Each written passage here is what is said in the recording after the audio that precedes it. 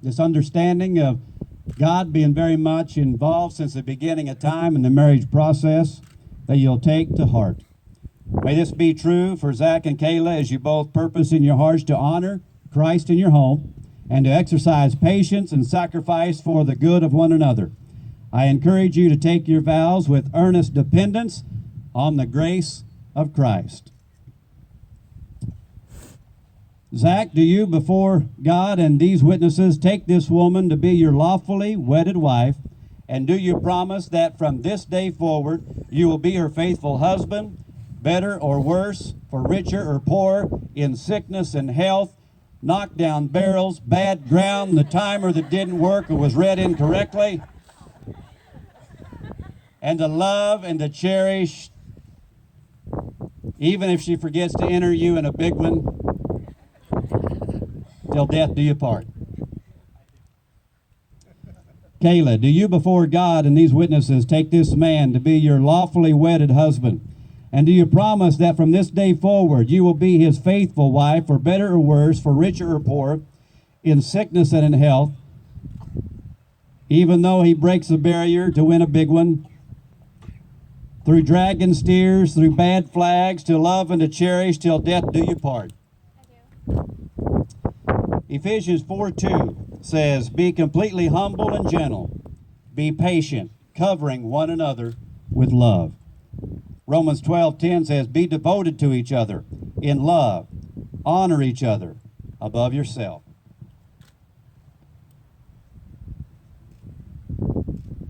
I'd like to give you some personal marriage tips as we get started here and before we bring the rings down the aisle.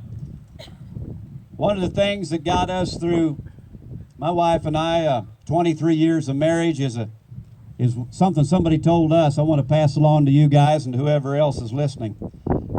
Through all the hard times when we almost said to quit, we kept remembering what somebody said. They said, divorce is not an option.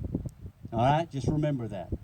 If you'll remember that it's not an option, you won't be leaning on that. Divorce is not an option. It's often said that the grass is greener on the other side. Somebody told me the reason the grass is greener on the other side of the fence is there's probably a septic tank sitting there. Another one to remember. Here's one for you. In the book of Hezekiah, there's a verse that says, never in the history of humankind has a man been shot while doing dishes. And Cayla, never, under any circumstances, should you, in the first 2 years of marriage, ever sort cattle in a sorting alley with your husband. 90% of all cowboy marriages end in divorce in the sorting alley. And Zac, whenever you load the trailer, give her horse the best spot on the trailer, all right? In the barn, let her horse have the best stall. In the house, if she wants the horse to come in, you ask, how much bedding do you want in there, honey?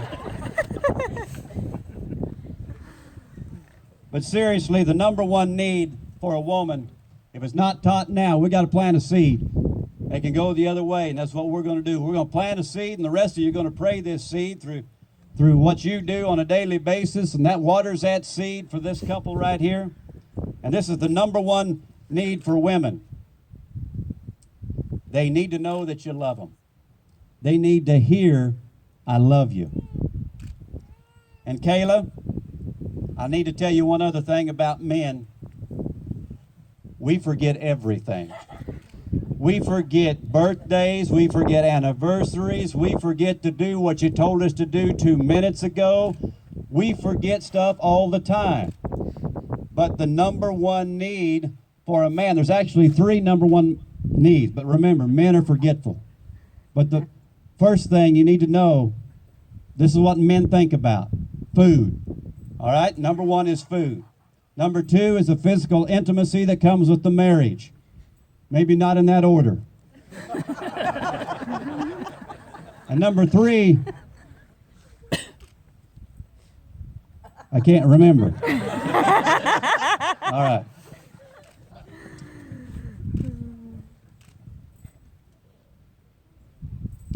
But here's what I want you to remember if we don't remember anything else today. 100% of marriages make it if both are truly committed to God. Now, here's the thing a lot of us forget. Marriage takes maintenance. We've been in the ministry, my wife and I have been in the ministry for 7 years. We still see a marriage counselor because marriage takes maintenance. Even when there's nothing wrong, marriage takes maintenance every day. The trouble with our country today is most people put more effort into the maintenance of their lawnmower than they do the maintenance of their marriage. I want you to think about that. Maintenance. A couple years ago, I realized I seen all the rodeo magazines on my desk and how much time I spend reading everything I can to get information on cowboys and cowgirls. And I looked at the other side of the desk and I got a stack of cattleman magazines about ranching, and I just consume it and I study it, and I want to get good at both. I want to be the best at both. And then God showed me, where's the stack of information you study every day on your marriage? It didn't exist. So remember, it takes maintenance. So, we're ready for the rings. Does anybody know where the rings are?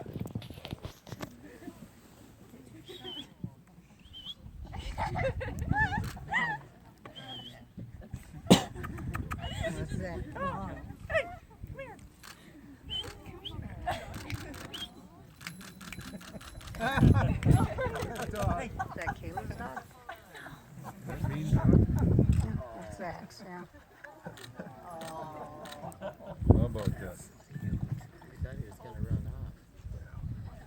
It is a perfect day, isn't it? Zach, place the ring on the bride's finger and repeat after me. I, Zach, take you, Cayla, to be my wedded wife, and I promise and covenant before God and these witnesses to be your loving and faithful husband, in plenty and in want, in joy and in sorrow, in sickness and in health, for as long as we both shall live. Cayla, would you place the ring on the groom's finger?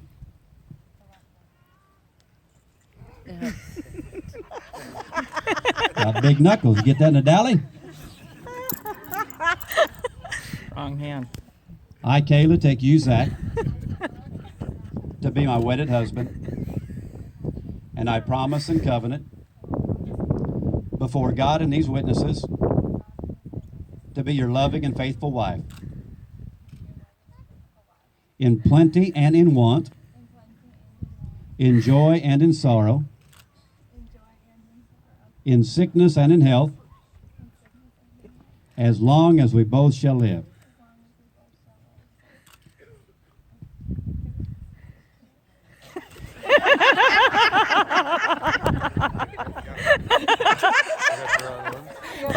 You can't get it off. Everything all right? Oh, man. Everything okay now?